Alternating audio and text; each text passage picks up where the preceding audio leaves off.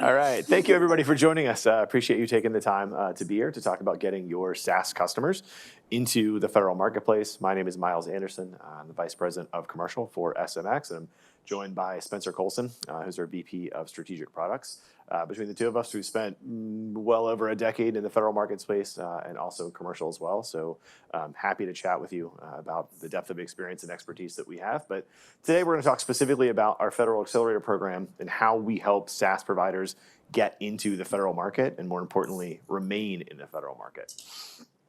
So first, just a very quick overview of SMX. So you see here, we exist to solve problems, and we've spent the last 35 years solving problems predominantly in the federal space, in strategic defense areas that require a lot of security and compliance. And so in the last 5 to 10 years, as we've decided to pivot that to bring a lot of that expertise into the commercial market, and in particular to bring that security and compliance expertise and a lot of the accreditations that we have in helping SaaS companies and other commercial market players to achieve that kind of compliance. So we think FedRAMP moderate, FedRAMP high, the DoD impact levels, as well as things like HIPAA and CMMI. We bring all of those compliance regimes and help our customers to achieve those as they continue their modernization journey. More recently, we've really been focused on helping SaaS companies to bring their solutions to market. As you can see, over $1 billion in revenue, about 1,400 employees and locations all across the world. So to put the bottom line up front, why do we do this? Why do we have this Accelerator program? Why would a SaaS company want to be in the federal market at all? Right? So the government market for ISVs is roughly 90% unmet demand. And the reason that demand is largely unmet is because it is not necessarily an easy trajectory to bring a SaaS offering to the federal market. And we'll get into details of that in just a second. But the reason for the demand is government agencies really want to have SaaS products available to them. And there's a number of reasons for that. And they want SaaS products specifically available on AWS because the alternative is very time-consuming and very costly. So something you may not understand is in order for a federal agency to incorporate a tool into their environment for use by their employees, it has to be accredited. They have to go through an authorization to operate or ATO process. And so if agency XYZ, will use the Treasury Department, perhaps as an example. If I, as a Treasury Department, want to bring a SaaS solution or bring a software solution into my agency, I have to have somewhere to host it. Historically, that has been somewhere on-premise in their existing infrastructure environments. So I have to have a place to host it. That could either be on AWS or it could be historically on an on-prem infrastructure environment. So I've got to have that capacity. Now I have to have somebody to manage that application, right? So they've got to deploy it. They've got to apply updates to it. They have to patch it. They have to keep the runtime environment up and going. All of those things need to happen. That's usually a contractor that's doing that. So now I'm paying for the licensing cost for my software. I'm paying for the physical infrastructure that's going to be there. I'm paying a contractor to maintain that environment. I'm probably paying another contractor with specific expertise on that software to maintain it and upkeep it. And by the way, I have to get an authorization to operate or an ATO for that entire thing. And so that is cost of time and money. And that ATO process for any agency is 12 to 18 to as many as 24 months. It could take me 2 years from the time I decide I want to use software before I actually get to use it, and then all of the incurring costs. As if that weren't enough, a lot of software companies are not going to want to push updates to me as frequently as they do with their SaaS offerings. And so I'm going to run multiple versions behind. I have to install those versions myself. And the accreditation process, I don't just go through once. I get to go through it every single year. So government agencies are recognizing this, and they're really wanting to go with authorized SaaS solutions. And this is why FedRAMP was created a number of years ago, I think about 10 years ago, is really to accelerate the adoption and have accreditation standards that enable government agencies to leverage these SaaS products that they want to be able to use to accelerate their mission. For one, the government demand is there, right? They want to use SaaS offerings. We hear that from our customers all the time across the DoD and the federal civilian space. But in addition, from the SaaS provider perspective, this is a revenue stream that is not tied to the economy, right? So this is a diversified source of income and of revenue that is not tied to general macroeconomic factors that impact licensing across the board. And we've seen participation in this program. Each ISV that we have worked with, on average, 200% sustained government sector growth, right? So once they get into this market, once they've achieved these accreditations, they're seeing year over year doubling of the business that's there. Now, will that continue into eternity? No. But on that initial investment, they're seeing 200% growth in their licensing and revenues that are happening. So as AWS sellers, why in the world does this matter to you, right? Why do you care about this? First and foremost, customer growth is growth on AWS. So as they are bringing on new customers, that is continuing ARR growth. And in a second, I'll get to, it is a very different growth model than what it is if this SaaS operator is in their own commercial environment. Secondly, compounding growth, right? So, and I'll show, I have a slide, my next slide will sort of demonstrate this a bit. But a lot of federal agencies dictate that they live on separate tenants from other customers and that their data and their environment be completely isolated. So this really becomes a growth multiplier. And then what we've seen is 100% multi-year growth in the ARR that occurs on these accounts once they get their accreditation and get into the federal marketplace. And best of all, there's nothing for you to do, right? SMX has this accelerator program for exactly this reason, is we want to be the ones that are helping these SaaS providers navigate this accreditation and compliance environment and help them get into the federal market a lot easier than they would be able to do themselves and a lot quicker and more cheaply.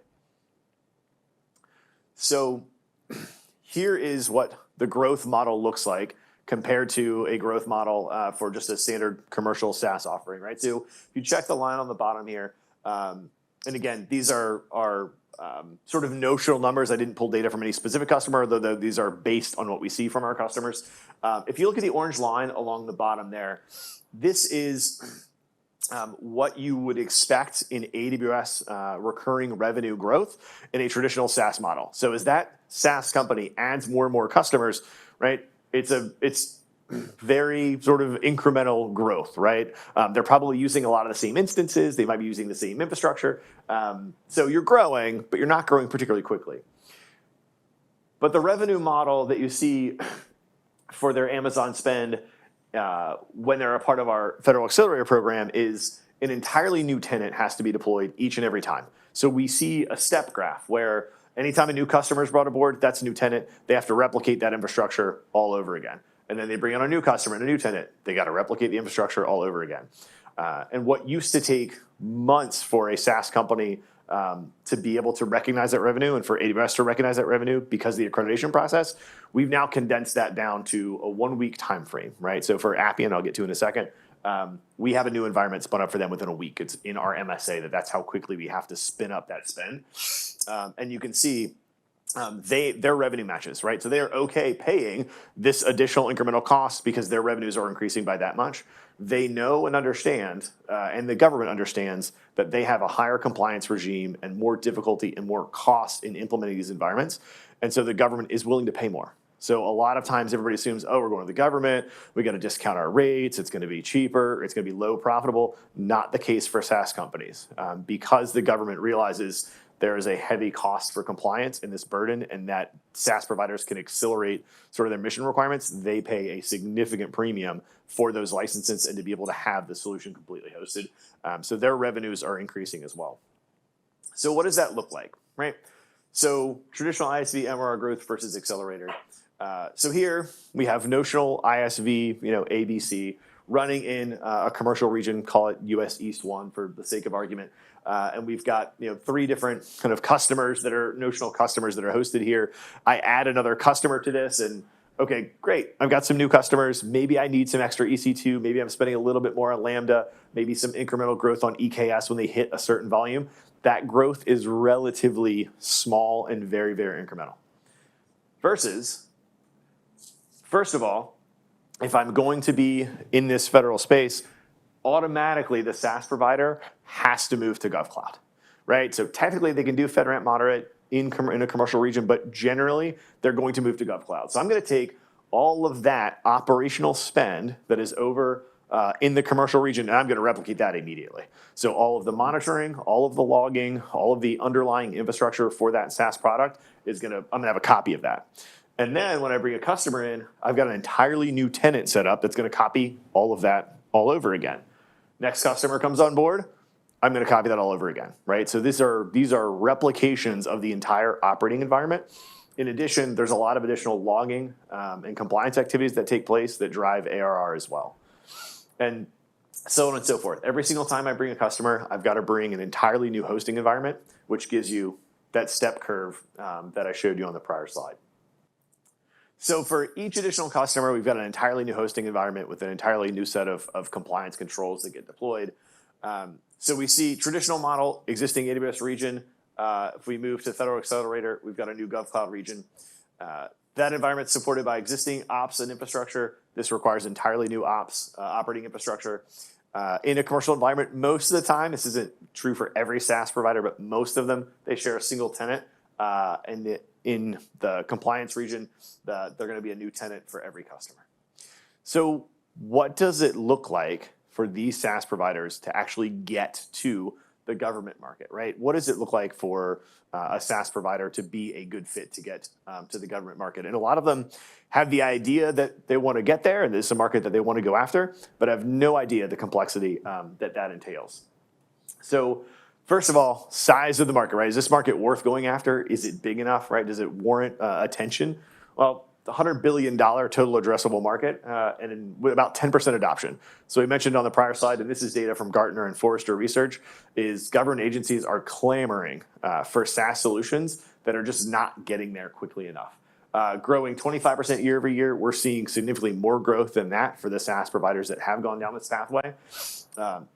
Stable, high dollar value customers, right? So these are federal agencies that will be some of the largest customers that these SaaS providers have likely ever seen, right? So think about the budget of the Department of Defense, the budget for federal civilian agencies, thousands and sometimes hundreds of thousands of employees, millions in the case of the Department of Defense, billions of dollars in annual software spend. And once they're sort of locked into a solution, right, it becomes very, very sticky because if you want to do something new, right, the transition costs are exceptionally high. Higher cost per license, as I mentioned, these agencies realize that they have unique requirements that are difficult to fulfill. It's the same reasoning that applies when they're hiring staff that require security clearances, right? So if you got a security clearance, you're going to command a premium in the market relative to someone who doesn't because the government knows they have to pay the premium. It's the same for SaaS solutions that meet their requirements. And getting there early, right? Tremendous first mover advantage. So that's the great part of only having 10% adoption is that it is a wide open market at the moment. And so there's a lot of advantages if you were the first SaaS provider to have a particular solution in that market space.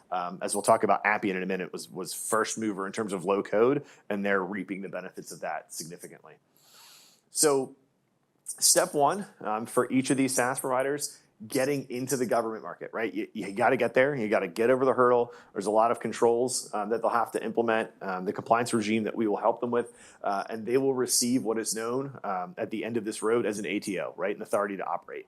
But it doesn't end there. You're not finished, right? That just means you can offer your SaaS solution to government customers, but you have to maintain that authorization, right? So that's staying in the government market. All of the monitoring that's happening, all the logging that's happening, all of the processes and controls and things have to continue, and they need paperwork every year, right? Continuing authorization paperwork that they submit every year in order to be able to stay in that market. And then third, and every bit as important, is selling and growing in the government market. There's no point in getting there if you're not going to put the time and energy and effort into selling into that market space. And in just a few slides here, we're going to get into what does it look like to qualify these opportunities. And one of the key qualification criteria are the existence of a federal sales team of some kind, right? These SaaS providers that they might have great product, they might be very interesting for the government, but if they're not already invested in pursuing the federal market, they're probably not ready to go on this journey. So, good news. 200% year over year revenue growth across the board, on average, for the customers that go down this pathway. So what does SMX do? What's the value that we provide? How do we accelerate this outcome? And that's largely covered within the context of this slide. So you'll see, working from the left side to the right side, we go from the kind of the lower end, easier control families to meet a FedRAMP moderate, FedRAMP high, and then DoD IL4 and IL5. This encompasses the overwhelming majority of workloads that are in the federal space, especially within the DoD level. And as you can see, they kind of work up and get a little bit more complicated as you move from left to right. DoD IL6, right, or the classified, is where things get really, really complex and complicated. So we tend to emphasize, for most SaaS offerings, it is appropriate to hit these first three, right? And that's going to get you the DoD market. That's going to get you the overall majority of the federal civilian market. So you're thinking, HHS, National Institutes of Health, CDC, FBI, Treasury Department, and most of the DoD are going to live on that side.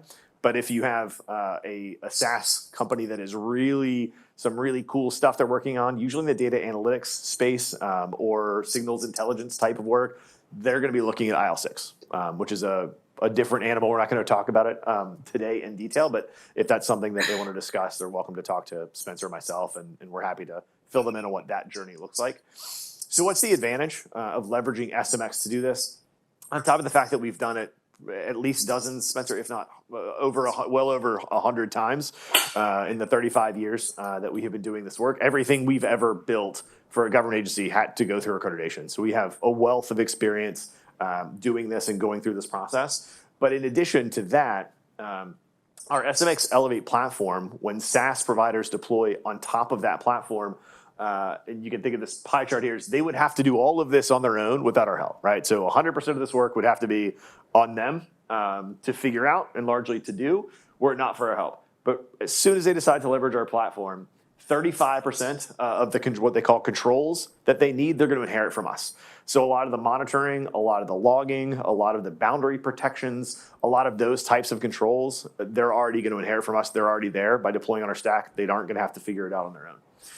Another 10% they're going to get from a common provider, that is AWS in this case. So as we kind of build the foundation here, AWS has their FedRAMP compliance. So SMX inherits all the AWS controls. We build on top of that for additional operational controls. And so now the SaaS provider is inheriting all of those, right, to put into their package. And they've only got, we estimate, about 45% of the work left to do. And that work we can help them do more quickly and easily. By having easily kind of identifiable and repeatable patterns that we can help them to implement within their own solution space. But those are controls that they have to own. So what does this look like in practice, right? Appian was one of our early customers to this that we still continue to work with to this day. So Appian's challenge is they were already in the federal market, right? So to level set, DoD was their initial market that they went after. So they are very familiar with the federal market. They're very sales oriented toward that market. They've got the sales team. They're ready to go. They've been leveraged in that space for a long time, but largely on-premise. And so the challenge for Appian that is creating is the long lead time, right, for it to get a new customer. So what I talked about at the very beginning is Appian's looking at 12, 18, 24-month sales cycle in order to get from basically the signature that the agency wants to buy before there's any revenue that's accruing, because they're not buying licenses if they can't use it yet and it's not accredited. So that's a very lengthy sales cycle for these on-prem deployments. So they wanted to move. So that's sort of problem number one. Problem number two is customers, a lot of the federal agencies are very, very slow on the upgrade path. So they're creating a significant divergence between their current version and the version that these government agencies are running. So they're 3, 4, 5, 6 versions behind, and that's really precluding Appian from being able to get them the newest and the best features, and they have to continue the support costs for all of these old versions that these agencies are running. So what Appian wanted to do is to offer, they already offer it on the commercial side. They have Appian Cloud, right? Their SaaS solution that they're moving most of their customers to. They wanted to be able to offer this to federal agencies. So they came to SMX to help them in this journey and to be able to build out an Appian government cloud solution that is accredited on FedRAMP Moderate. Now, they did FedRAMP Moderate on their own, but they needed help with FedRAMP High and DoD IL4 and IL5. So they came to SMX to help not only with that accreditation, but the hosting piece as well. And so what they have seen from this, and just as one example, they did their annual SKO this year, and they presented the top 10 deals, of the year for Appian across the company. 7 of those deals were Appian GovCloud deals. The growth that they are seeing from this in the market is tremendous, and the growth that SMX sees is right along there with it, right? And AWS as well. Every single new Appian customer is an entirely new AWS account that runs, I don't want to put that in a recording, but some 5-figure sum of money, we'll put it that way.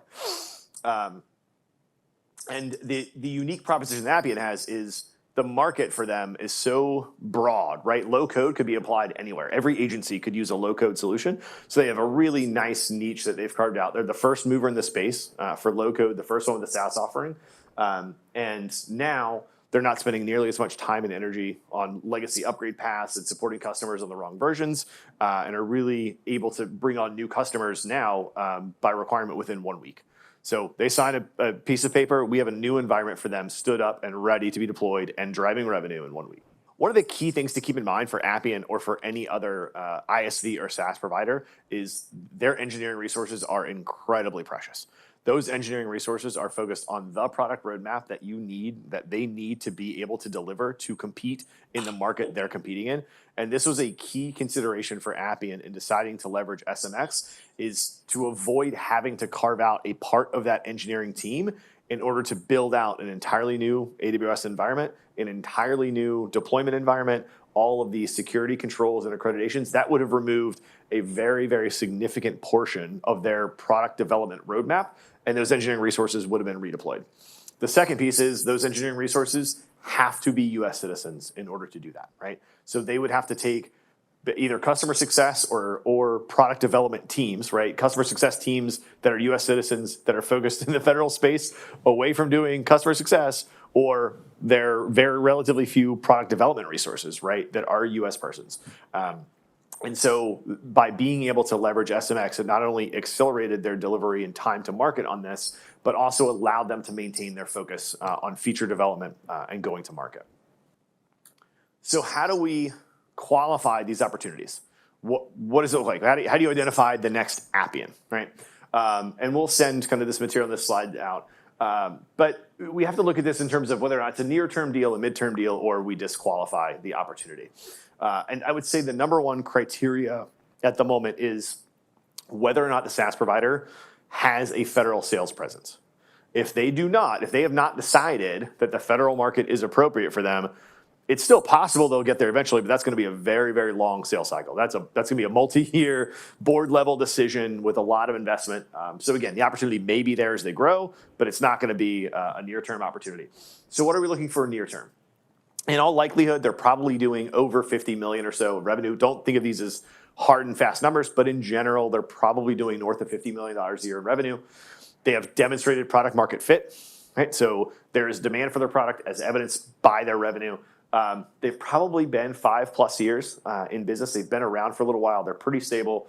And again, I'm talking, if this assumes they are primarily addressing the commercial market. If they started in the DoD and federal space, then they're a fit almost automatically, right? If they're already there, they just need to move to a SaaS offering. Those are ideal, right? Any customer or any SaaS provider, so they're not a SaaS provider, any ISV that has an on-prem offering that wants to have a SaaS offering in the federal space, like those are golden. But next are commercial companies that want to move to this space. They've probably got Series D funding or later. They've been around. They're well established. They ideally, in terms of solution fit, they have a broad addressable market. So Appian fits this spectacularly with a low-code platform, but there are similar platforms that have broad addressability, right? So workflow solutions, platform as a service solutions. So think about your Elasticsearch, think about your Databricks, think about things like Appian in the data analytics space. Things that can be applied to broad agencies are great for this. it has to be a public sector relevant, either broad addressable market or a public sector relevant solution, right? So if they're selling marketing software or sales management software, that's probably not going to be a great fit. They probably got no interest in the market at all. And again, already in use in the public sector. And in terms of go-to-market, they have to already have a sales organization. And the second one here that's very, very important, that before they go on this journey, you'll have to work with them on, is they have to have a sponsor that is willing to sponsor their accreditation package. And this is the part that a lot of SaaS companies sort of fall down on and can't find. And this is why it's important to have the sales team and that motion in place ahead of time. It seems as though you could just go to FedRAMP and get the compliance, and as long as you check all the boxes, you're there. But unfortunately, the government still insists that an agency be willing to sponsor that package. And by sponsor, they mean they're going to review all the accreditation materials and accept the risk to have that software installed in a government agency. So they do need to find a sponsor in order to be able to pursue this market. Now, once they find that sponsor and they sign off on it, they can be listed in FedRAMP, but some agency has to be willing to accept that. So those are your near-term, close to the boat deals. Your midterm deals, lower in revenue. They have to have the broad addressable market applicability. They may have an existing public sector sales team or an interest in pursuing the public sector market. Like probably the difference is they're just getting there. They may be a little bit newer of a company.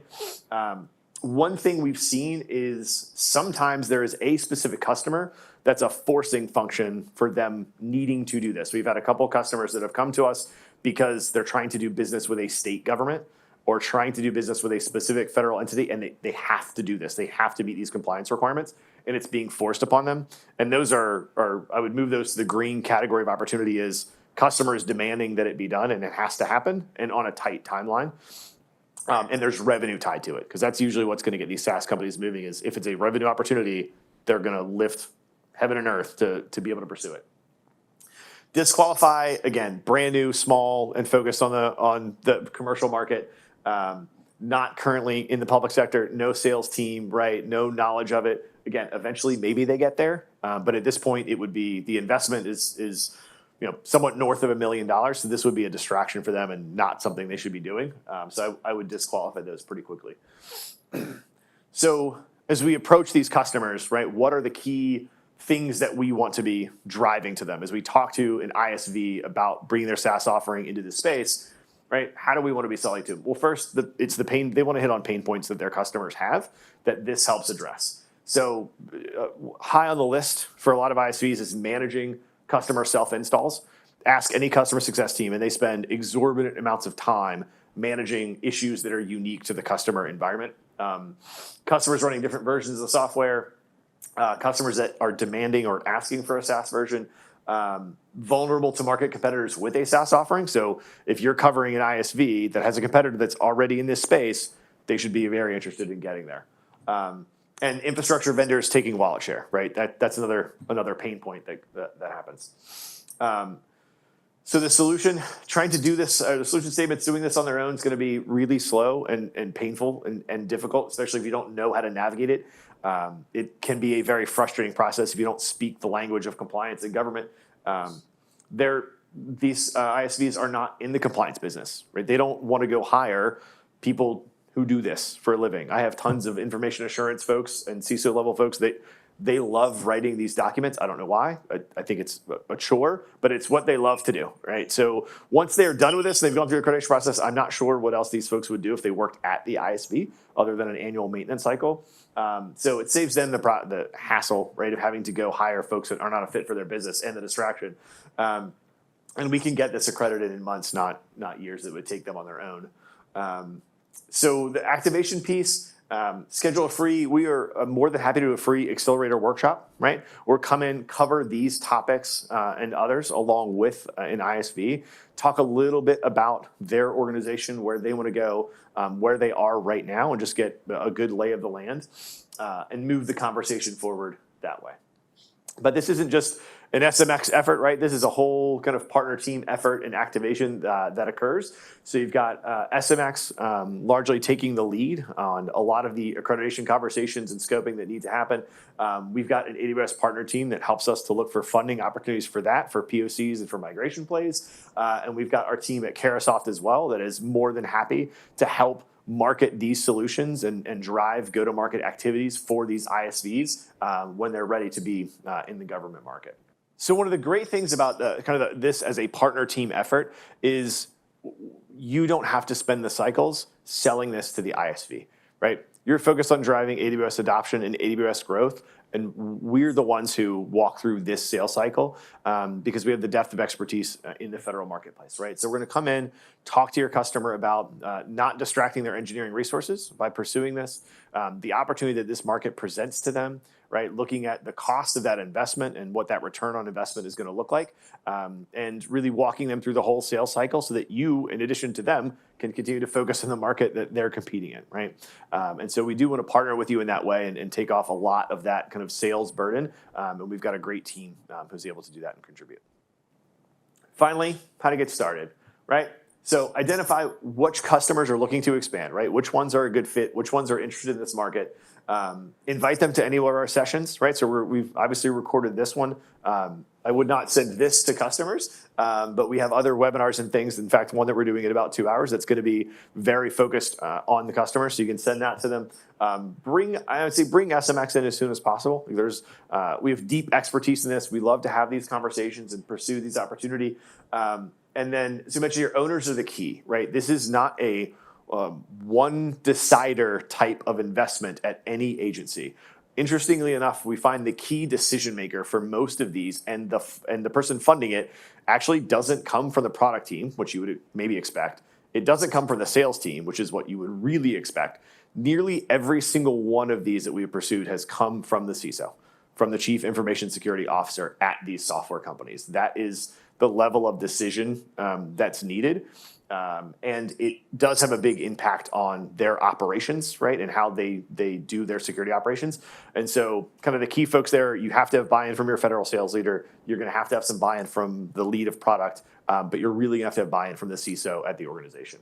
And so finally, our Quick Start program. And so following that initial sort of workshopping conversation that we can have with them, we do a Quick Start gap analysis. It's $60,000. We come in for around 8 weeks, and we just do a gap analysis for that customer, identifying how far away they are from compliance and what it's going to take to get there. So we find customers range from those that have been doing work in the legal space, for example, or with police departments or justice departments, kinds of things, even at the state level.